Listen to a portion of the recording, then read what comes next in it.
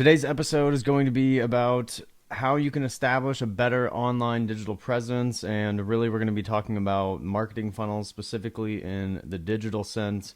I've got a rough outline I'm going to try to go over here. So as you see me looking up and down if you're watching the video, that is why I'm doing that. So again, specifically, this is going to be for businesses, and there could be some overlap here as well. If you are an influencer or just someone trying to grow your brand, this should also help with that. So first thing to talk about, obviously, would be what is a marketing funnel.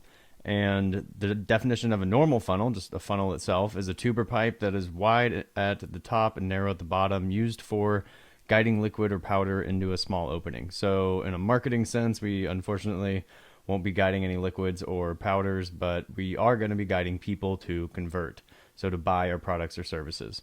And again, this is digital, so online.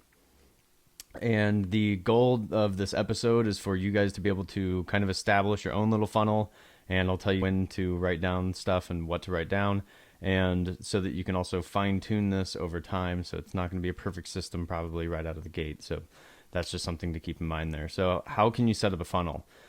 I break them down into 3 pieces, and more pieces can be added for your business if you get this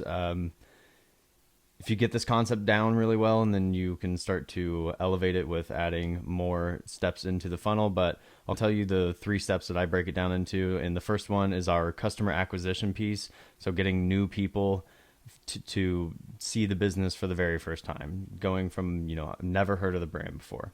And this section has a lot of bleed into the next. So when you go to write things down, which I'll get to these here in a little bit, but when you go to write these down, there's going to be a lot of overlapping pieces between part 1 and 2, and you'll see why.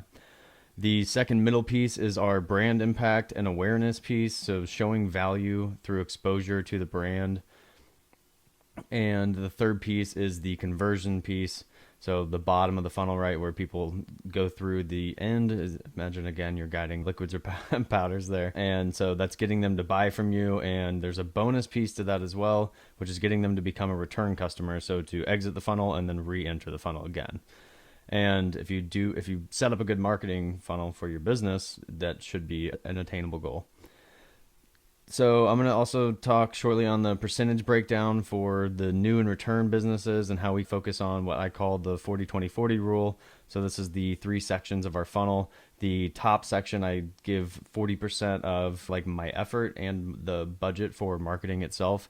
So if there's going to be things, as I talk about each of these sections, that you can put in place, some of them will cost some marketing dollars. So I would attribute, if you had like a marketing budget and we're going to set up this funnel, 40% to the top section, 20% to the middle, so that brand awareness thing, and then 40% at the bottom again, which would be for conversions. And I've talked with a couple of the Facebook experts. We get assigned them through our accounts over the years, and I've told them this. I've had this for a little while here, and they like it actually, and I've reported that to a couple other people too. But anyways, so top funnel, that's the first thing I'm going to go over.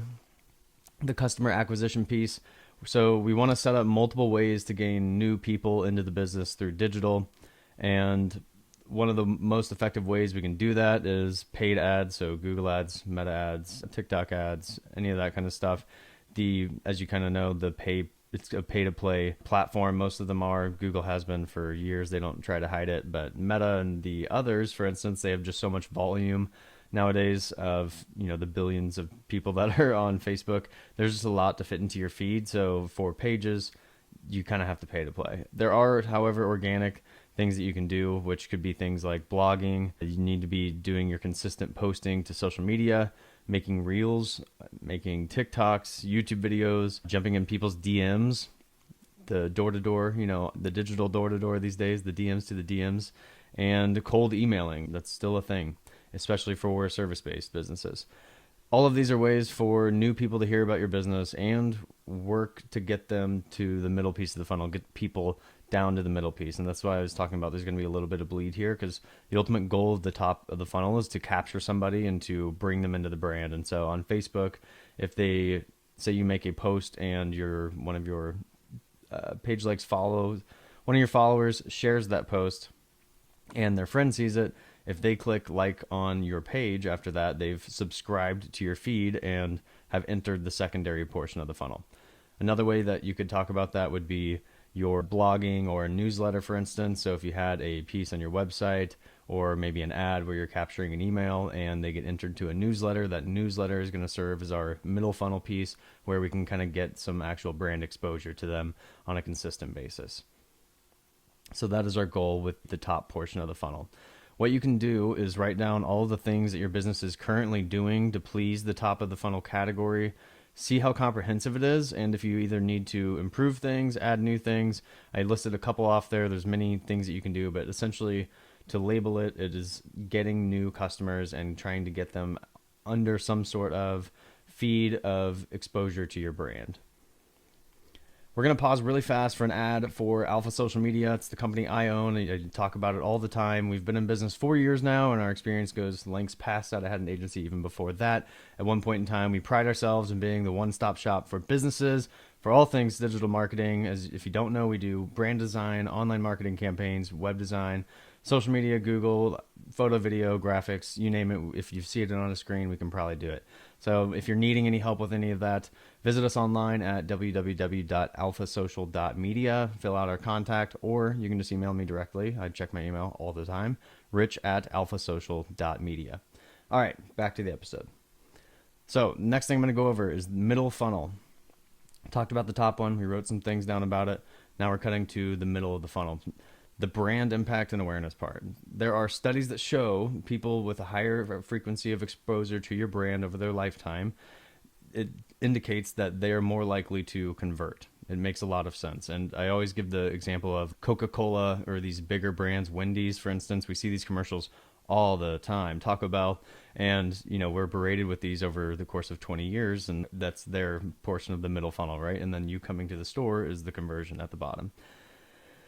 So for social media ads, for instance, we found that on a monthly basis, the typical amount of exposure you want your followers to have, or just people that you're advertising to, is 8 to 12 times. That seems to be the sweet spot for us to get people to the bottom of funnel to optimize for conversions. So if you're running ad campaigns, you can go into the actual insights, look at the frequency column, and be able to see that there. If you're just running like a normal page and just posting things, you can go into your insights. It's going to be a little harder to determine your frequency. I'm sure if you can do the reach versus impressions in your actual page following, you might be able to get some like rough calculations out. Or if you're working with an ad agency already, ask them if they're monitoring what this frequency is and tell them that you would like it to be between 8 and 12 for every 30 days. It's a rolling 30 days. And that's how you're going to keep people coming back.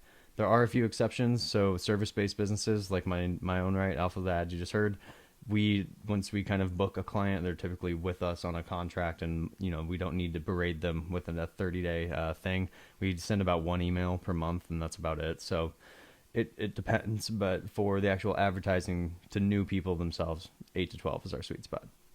Other ways apart from social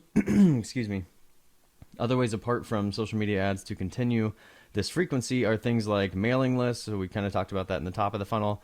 Getting the middle of the funnel portion is sending those monthly emails. So like I was literally just talking about, you gotta show up and you gotta play the game to be in all these different things. So there's blogging, vlogging, social media posts, and something that doesn't actually overlap into the top of funnel because it's mostly something that only your followers will see would be like stories. So being consistent and posting, even YouTube stories. I think TikTok just came out with stories now, so there's that. Facebook and Instagram, that's been around. So just, again, you got to show up and play the game, and you want to do that because that constant exposure is good for the psyche of your customer so that they are more likely to convert. The middle section can be a little confusing. So for me, writing down all the things that we're going to keep people seeing us, all those things that are getting people to engage with the brand, all the possibilities of the ways that they could see us, that makes it a little bit easier for me to look at it all. So if you've got like your top of funnel list, you can probably pull a lot of that down to the middle funnel because there's some overlap, like your posts and the blogging and that kind of stuff. But it's a little challenging, but try to get some middle section things that are not in the top funnel.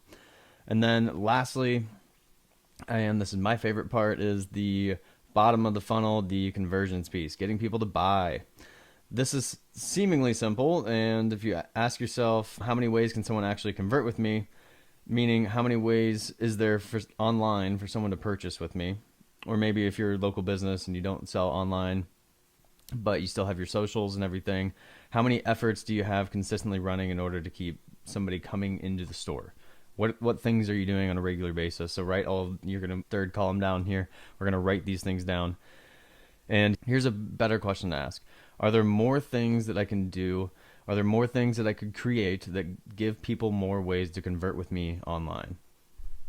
Mind blowing, right? Adding the number of avenues through conversions just statistically means if you're getting people to go there, you should have overall more conversions.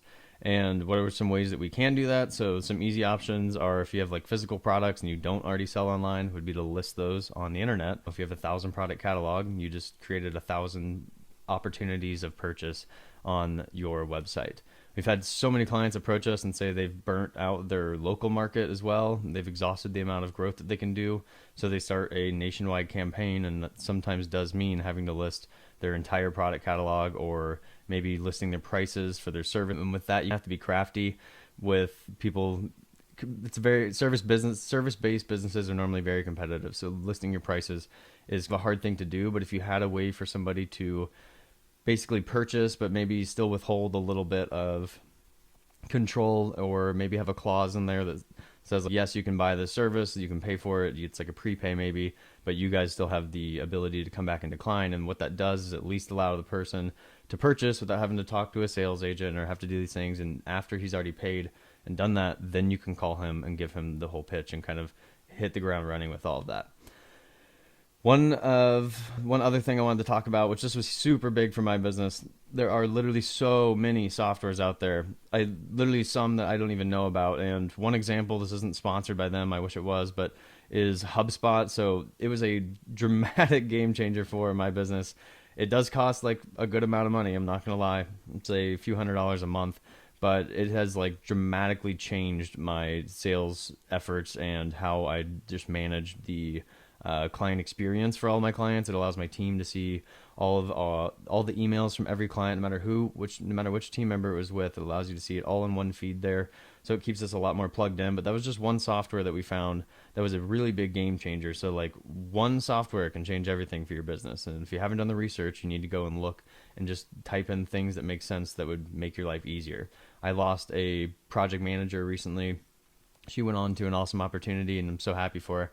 But we actually automated her role after the fact, and that was with HubSpot. And now we have actually saved money in the long run because I'm not paying out that payroll position, but I've actually just got a digital software. And on top of that, it keeps my team even more plugged in than any human could.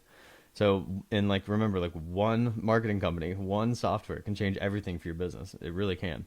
So explore online. I've seen it firsthand dozens of times. I've set up numerous things, property management, Appfolio. We've had a City Hive for products listed on the internet and using like an international catalog of stuff, so they didn't have to photograph things beforehand. So imagine that there's already a pre-photographed catalog of every product you hold that could be out there. And for the bonus, getting these people to return, being return customers. How do you keep someone to return? Well, if you picture the funnel, you want to cut a little hole into the middle section on the side there, and then you can draw a line from the bottom of the funnel back up to that middle section. And that line, the thing that will be the ultimate thing, getting people to re-engage with the brand, probably isn't what you think. And I believe that line is called product quality and client experience. And this is going to sound harsh, but if your product or service or the quality is not the number one thing that you're focusing on to improve before you set up this marketing funnel, it's not going to work. People are not going to keep coming back. And unfortunately, that's just at the end of the day, if your product sucks, all the marketing in the world isn't going to save it. If you've found your hero product line that you're known for, then fix all of that first. And then, oh wait, hold on. So if you haven't fine-tuned the service or found your hero product that you're known and famous for and that people love and tell their friends about, then go and fix that problem first, then come back and re-listen to this episode. Thank you everyone for listening. Have a social day.